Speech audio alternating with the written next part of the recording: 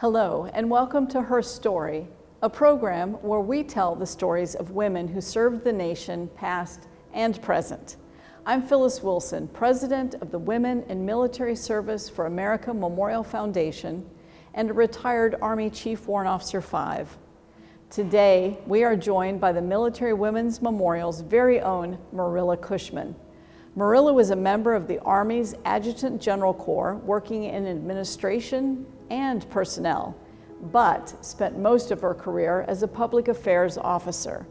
She served as the executive director of the Defense Advisory Committee on Women in the Services, also known as DACOWITS, and worked in public affairs on such projects as the Army's Be All You Can Be campaign, and was the chief of media inquiries for the Department of the Army, culminating her career as the Deputy Public Affairs Officer for the Chairman of the Joint Chiefs of Staff. After 25 years with the Army, Marilla has spent over 20 years with the Military Women's Memorial, raising awareness of the contributions of the 3 million women who have served their country. Marilla, welcome. So Marilla, we've worked together now for 2 years, but I'm going to go back to talk a little bit about your childhood and whatever drove you to joining the military. I grew up in a little town called Caribou, Maine. I can't get much further north than that. We were farmers. My dad died shortly before I was born. And I had this extraordinary woman, my mother, who was the example of resiliency.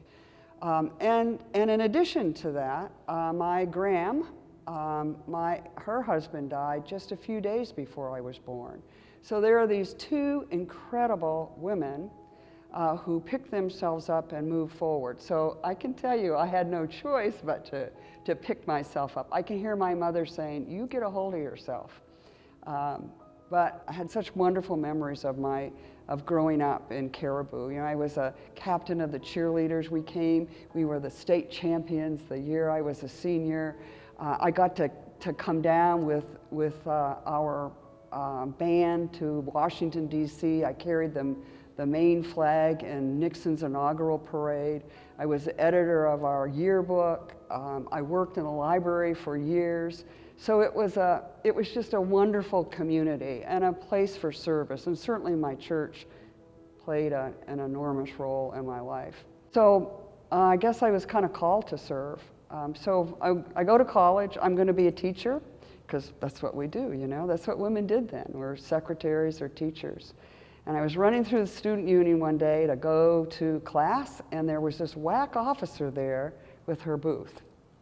So I thought, you know, I'm going to go talk with her. I just want to see what she did because, you know, I was going to teach school. So I came back after class, and well, the rest is kind of history. She told me about a program that the Army had to encourage college-educated women to think about the military as a career, or at least service in the military for a period of time. And the program was called College Junior. They could select 150 women from across the United States, and we would go to Fort McClellan, which was the Women's Army Corps Training Center at the time. So I applied and was accepted, and I can tell you there was 149 other women who were going to make a difference. Maybe they didn't want the Army, but they were going to make a difference. And I thought, this is for me. I decided what I wanted to do was be in the personnel and administration side of the house. Very traditional, and started out in that area. But quickly got involved with the public affairs side of the house. First job was with the Be All You Can Be campaign, and what an exciting opportunity. Something I had, you know, I'm from Caribou, Maine, so it was wonderful. And I still meet people today, young people even, who know the Be All You Can Be, a little jingle, and yeah. Well, so you join the Army, you become a second lieutenant right upon graduation from college. And not long after, you met and married a gentleman with children. I did. And you had no idea that Ruth Bader Ginsburg, what she had just done, affected you directly. Can you talk about that? Absolutely. So I want to tell you a little bit about Ruth Bader Ginsburg and what she did for us. There was a young first lieutenant Air Force who was serving in Montgomery, Alabama, and she was married to a civilian, suffering financially because women at that time, military women, were not afforded the same benefits as men. So we did not receive benefits for our spouses or children. They did not receive an ID card. They couldn't use the hospital, the PX. So this young first lieutenant, his name was Sharon Frontiero, went to the Alabama courts and they threw it out.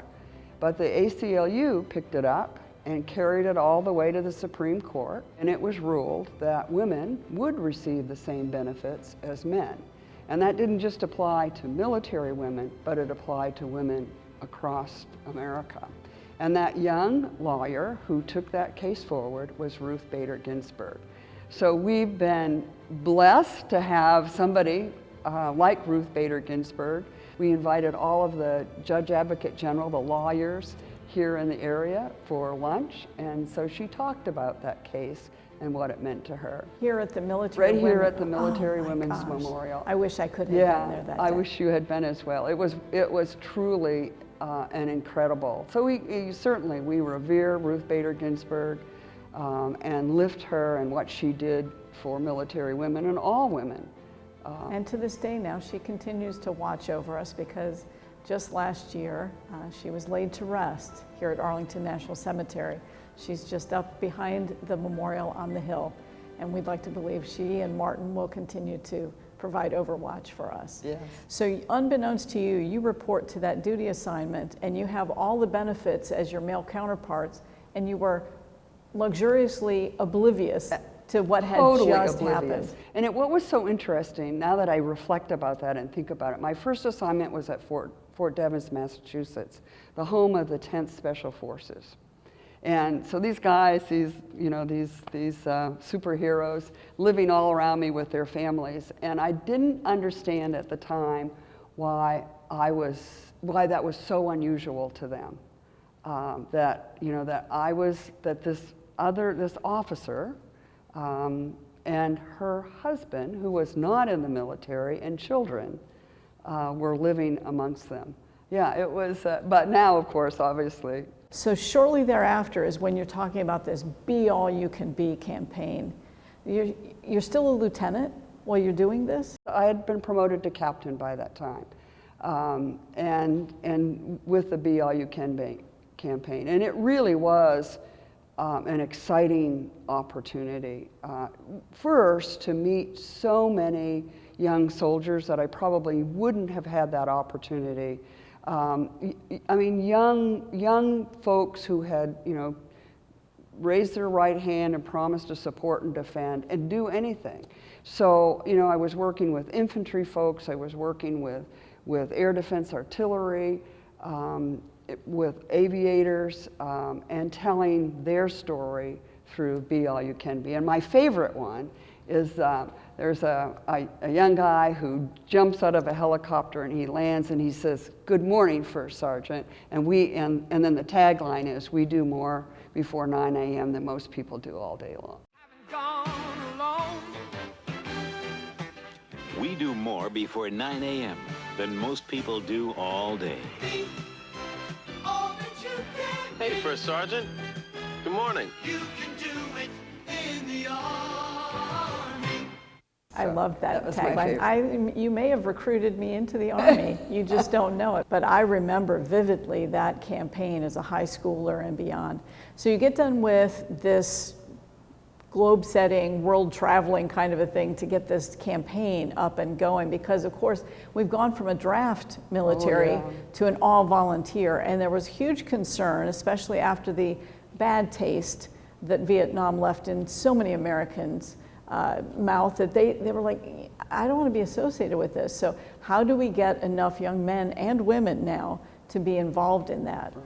So shortly thereafter, you turn to an organization that was started in the early 1950s, correct? That's correct. Dakowitz. Yeah. And certainly, to your point, and at this time, there was a great effort to increase the number of women who would be serving, because there was no longer a draft.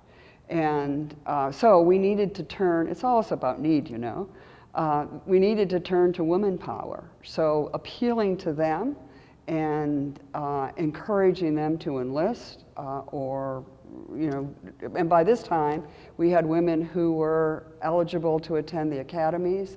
ROTC had been opened, so it was like a burst of opportunity for women to serve. Let's tell that story a little bit more.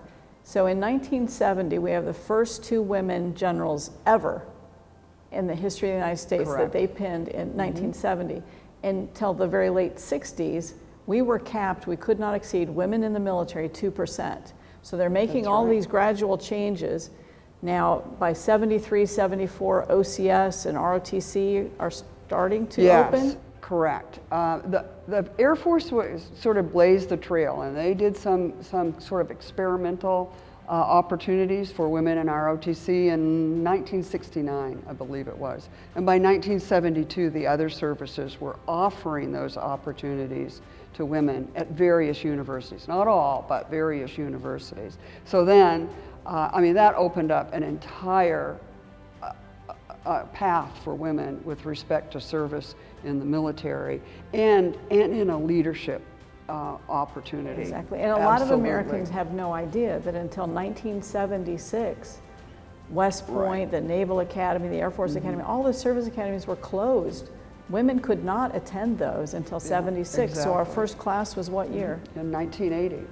And some of those women, the things that those ladies have done to change the military, to lead in all kinds of different opportunities in combat situations as well as in peacetime. Yeah.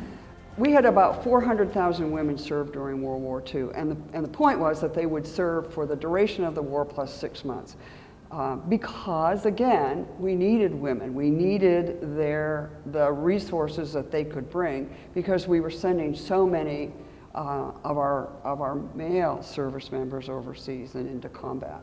At the end of that war, it became clear that we needed this valuable resource, and not only did we need it, we needed it in a permanent way. So Generals Eisenhower and Marshall, as well as some of the other senior leaders in the other services, really stepped up to see that legislation was passed, giving women a permanent place in the military. And that was led by women like Senator Margaret Chase Smith. Actually, she was a representative at the time from the state of Maine. I'm always proud of that. And Representative Edith North Rogers from Massachusetts. And so that legislation gave us a permanent place in the military. But it was also some very prohibitive restrictions. One, women couldn't comprise more than 2% of the force. The highest grade they could achieve or hold permanently was lieutenant colonel or 05, lieutenant colonel or commander. They could serve as a colonel, an 06, the next higher grade, if they were the chief of that women's component, like the Women's Army Corps or women in the Navy or women in the Air Force. But if they decided to stay in the military after that job, so to speak, they would revert back to 05 and serve in that position until they retired. But they did let them retire at the higher grade for pay purposes. If you were pregnant, you got out. And you hear all kinds of stories. You didn't just get out, you were mandated. Yes, you were honorably discharged. Yes, but you you had to leave the military. That same provision with respect to benefits for women, that was nested in there. So there were some really serious restrictions, but it gave us a permanent place in the military.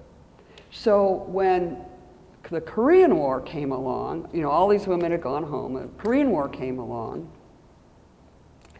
and that's when they decided, it's going to be another world war, and in an effort to recruit people, not only males, but women, they had to do some things that would entice people to attend, be a part of it. And that's when they created the DACOITS. And the DACOITS, the Defense Advisory Committee on Women in the Services, is a legislative committee that is comprised of leaders in the community, influencers, that could speak to the service of women and the value of women. So their job was to go out into the community and tell the story of women in the military. I'm proud to say that the DACOITS has done great things with military women. In fact, as I said, we now have women serving in every echelon. So while you were working you were the executive director of this incredible, and this is a Secretary of Defense level Correct. organization, you met a little Air Force fireball. I met a little Air Force fireball. In addition to these extraordinary women from the civilian sector, the services were asked to provide a representative who would kind of assist them in helping them understand the procedures, military procedures and things of that sort. And the senior representative to that committee was General Wilma Vaught.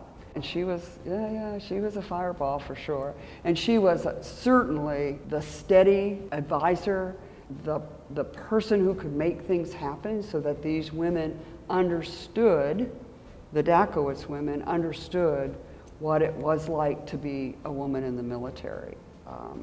And General Vaught, she's... Well, in our community, she's incredibly well known. We're sitting in what we would like to call the house that Wilma built. Exactly. Yeah, so let's fast forward a little bit though, and as you're migrating through your military career, 25 years, right? And you've been to Europe, you're back and forth. You end up though, finally in the Pentagon, in the Chairman, Joint Chief of Staff's office. What was that like? Oh my gosh, that was such a privilege, Phyllis, to be able to be part of that organization and to serve with such an extraordinary person as General John Shalikashvili, a refugee, so to speak, to this country after following World War II, settled in Peoria, and he says he learned to speak English listening to John Wayne movies. But was such an extraordinary man, and that was at a time when we were still fighting the Cold War.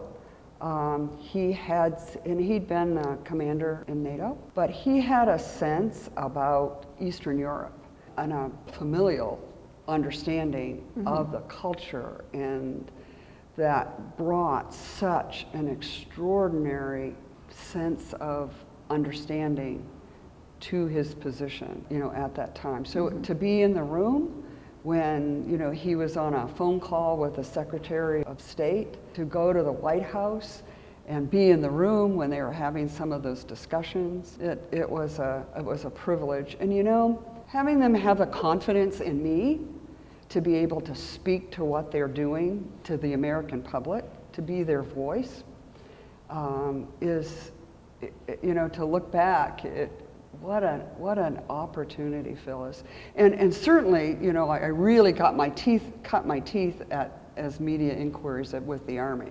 Because I can tell you, I'd unlock that door in the morning and you didn't know what the first call was going to be, and I can tell you that if it can be done, good or bad, a soldier's going to do it, and you're going to speak to it. Yes, you will. And yes, you will. And so those calls would, they came in all day.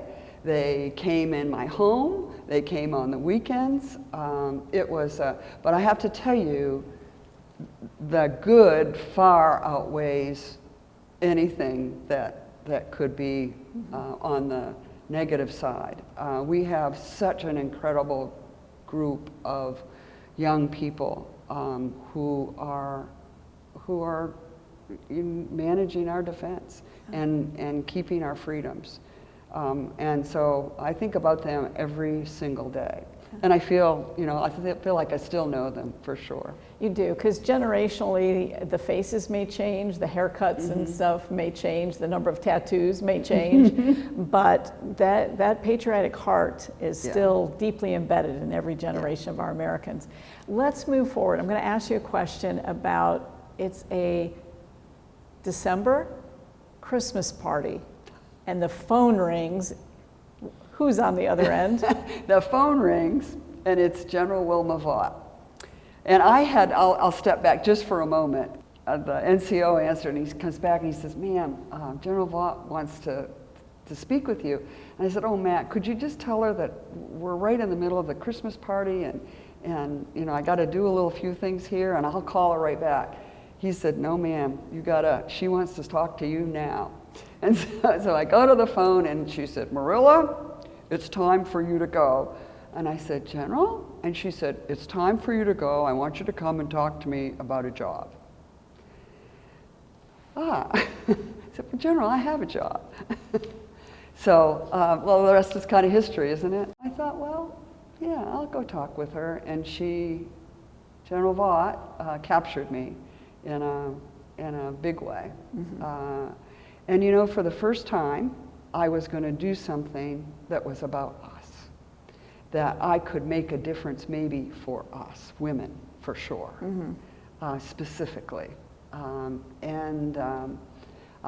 went home, I talked with George about it, and my husband, and we decided that would be absolutely, let's do this. So this is Christmas of '96, mm-hmm. come March of '97, just a few months later, mm-hmm. you've done everything you needed to do to get the heck out of the Army, because General Vaught is waiting on you, and the Military Women's Memorial is waiting on you. So how much time did you take off from the time you retired? I retired on a Friday, and I came to work here on Monday. And I'm going to tell you, and I'm going to tell all the people who are listening, don't do that. Take some time off. Yeah, I came to work here on a Monday because we were getting ready for the dedication of the Women's Memorial, the nation's only major memorial to tell the story of women's service. And in the end, oh my gosh, we had more than 40,000 women and their families and friends who came here to be a part of this once-in-a-lifetime opportunity, the dedication of the Military Women's Memorial. To think about it, it's totally indescribable. We had 13 major events over a 3-day period, 13 major events, 40,000 people over a 3-day period. And I will tell you, and I think you've probably seen the same things, we get comments today from women, from family members, from daughters who came with their moms because they wanted to be part of this dedication of the Women's Memorial. And they wanted to pay honor, to pay tribute to these 3 million women who had never really been honored before. Mm-hmm. Yeah. So you started in March of '97, mm-hmm. and the memorial was officially dedicated in October of 1997. So that's 24 years ago, mm-hmm. and I love watching because your eyes still sparkle and shine when you talk about Dedication Day. I watch the videos and they choke me up. So the little part in between all of that that I love so much is these women that served for the duration of a war plus 6 months and then were somewhat unceremoniously told mm-hmm. to go home, no ticker tape parades, mm-hmm. no anything, go home, put your apron back on, start cooking again, do the things you need to do to take care of your house and hearth, the things that you go back to the old jobs, right?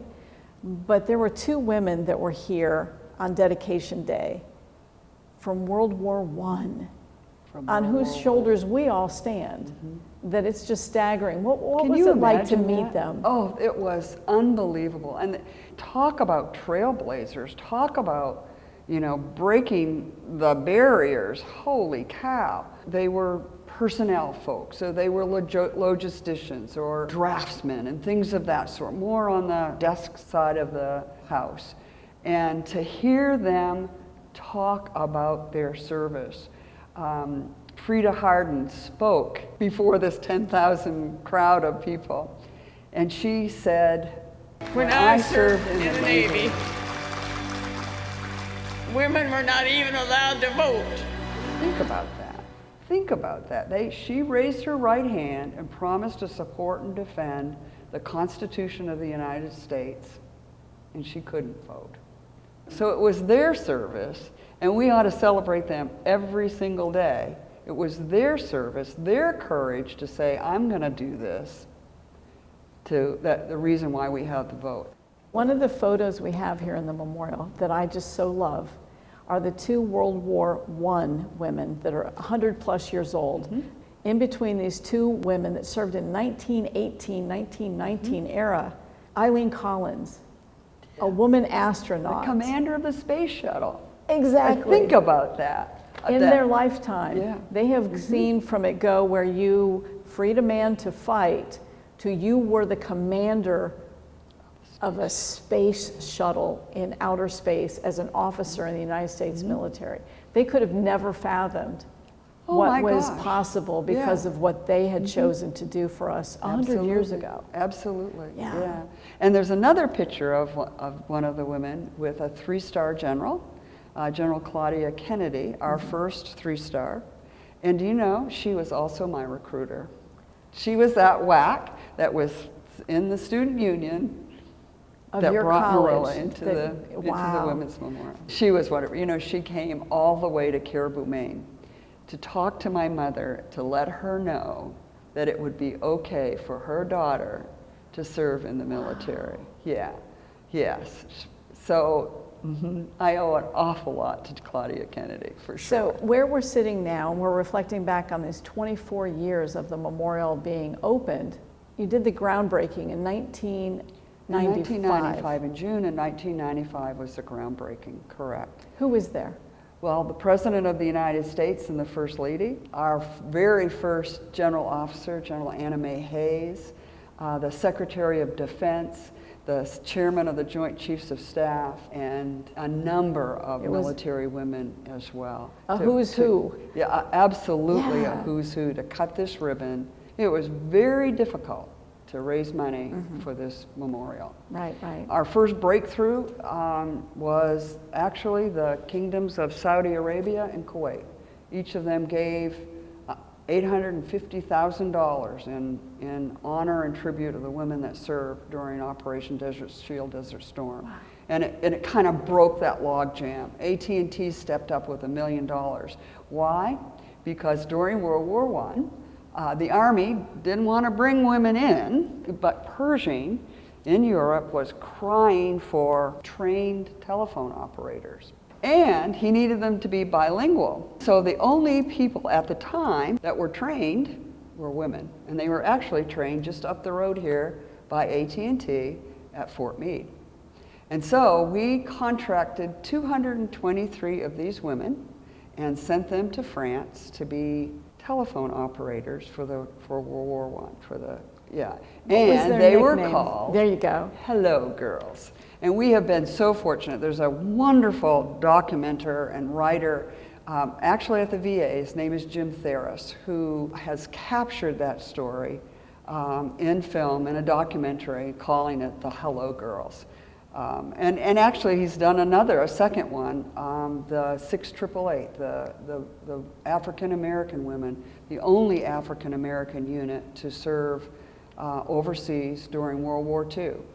And Jim has beautifully captured their story of service and shared it with the nation. So we've, over the years have had such an opportunity to partner with folks like that and to help us tell that story, because our primary mission, our only mission, is to tell the story of women's service. So so at 24 years we've done so many things to tell that story and brought so many people into the fold. We have about 1,000 oral histories. Imagine that, of women who served and what they did. And there's nothing like the opportunity to hear how people feel. You can feel their emotions and what it meant for them to serve. And they tell you such wonderful little tidbits about their service. Our collection of memorabilia and artifacts that relate to women's service is amazing. It is a world class. It is the largest in the world. And we've been, certainly documenters, historians, journalists reach out to us on a regular basis to help them capture and tell the story of women's service to the nation. I think one of the things that is most interesting is when men come here and at first they're sort of, look a little bored, why do you have to have your own? Well, to the point, as you were speaking of earlier, men have gone to West Point and other service academies for centuries. Women only for a couple of decades. And our stories are different. We're not complaining. It's not that we're begrudge anything of our male counterparts. We're simply saying our stories were, because of legislation, we were precluded from doing things until most recently.